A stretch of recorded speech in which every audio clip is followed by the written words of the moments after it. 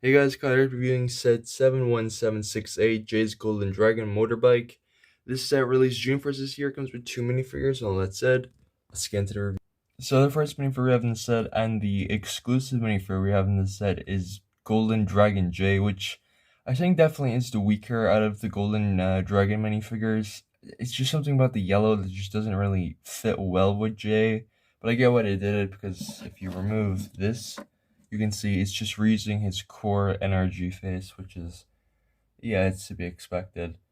Here as well, though, I think out of all of them, this, like, blends in maybe a bit too well to the gold on the helmet, but it still looks pretty good for that matter. But putting it back on. You can also see as well he's got the new, Nunchucks Lightning, which, yeah, no, these are really bad, and I get why they're this way, so they can fit into, like, the crystal, like, sword hold, so you can make them crystallized, but, like, I don't know, it doesn't look that weird. It doesn't look that great, I should say. Removing them, though, you can get a better look at the torso, which does look really great. Again, all these minifigures look great. I just think this is the weakest out of all the Golden Dragon ones. His wings are the same ones from Jay's Evo Dragon. I think now just made into gold, which looks pretty good. Flipping around to the back as well, you can just see it's using the same Technic connection. I also forgot to mention as well, yes, his arms and legs are also both, like, you can see through them, they're transparent, which is really great. A lot of minifigures in this wave have that, at least with the arms and not the legs, but still pretty good. But anyway, flipping around, if we remove the armor, you can get a better look at that torso printing, which looks really great. It is kind of reflective, as you can see there, which looks, again, really good overall. And this is what also the minifigure looks like without the accessory, or the back attachment, which is just this, which looks pretty good. I do hope, though, like, in the future, they release this, like, armor piece without this back attachment, because this looks really great. But other than that, yeah, just a really solid minifigure and a good reason to get this set. But anyway, let's move on to the next minifigure in the set. So the last minifigure we have here is a Vengestone Warrior, which looks really great. He's got a transparent arm and leg there, which again looks pretty good. His weapon's kind of basic, but interestingly enough, if you remove his head, it's kind of like the Chima pieces, except you don't have to put a head over it, which looks really great. And this also is dual molded to have transparent eyes, teeth, and just whatever this is meant to be. Yeah, we haven't seen these in the show yet, aside from them being like fully Vengestone, but as you can see, there is element of like crystal in there, which if we turn head to the side, you can get a better look at the torso there, which is like half Vengestone, half crystallized. Although I do much prefer the design the Brutes use, where like the chest is like fully crystallized, but it's whatever. At the back, you can get a better look at, well, you can get a look at the back torso there, which again is really crystallized, which looks really great. These are just really well designed foot soldiers we got in this wave, and you know, they're just pretty easy to get, and that's a good thing. But anyway, let's move on to the builds of the set. So taking like the first side build we have here, this is meant to be one of the little like spider droids that we see in the first couple episodes, which obviously not to the scale in the show. They're much smaller here. They're huge.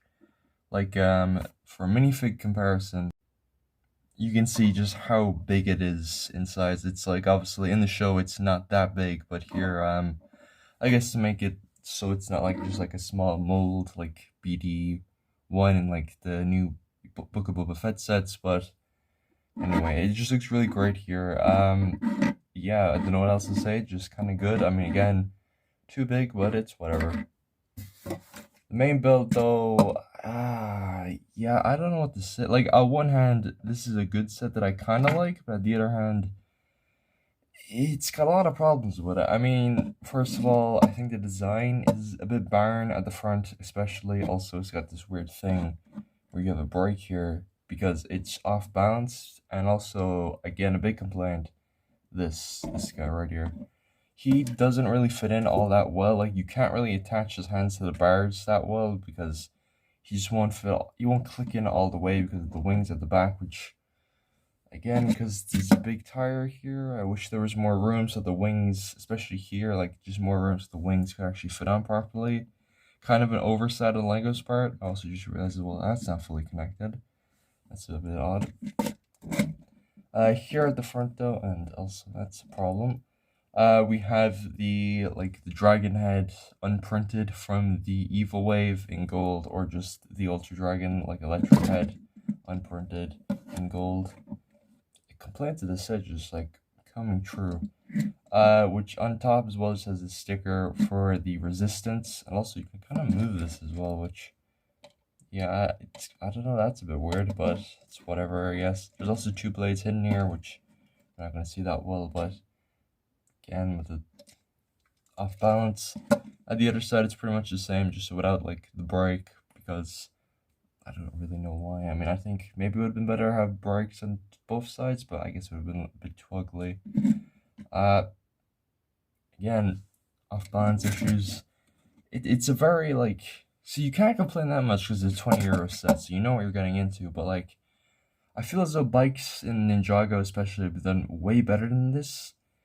But I don't know, this one's just a bit, it's a bit iffy. Like, it's kind of a cool design to some extent, but in practice it's just a bit, I mean, if you're getting the set, you're probably getting it for J, but I'll save the rest of my thoughts on that for the opinions.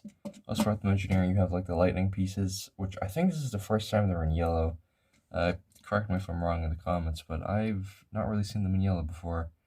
But anyway, let's move on to the instructions.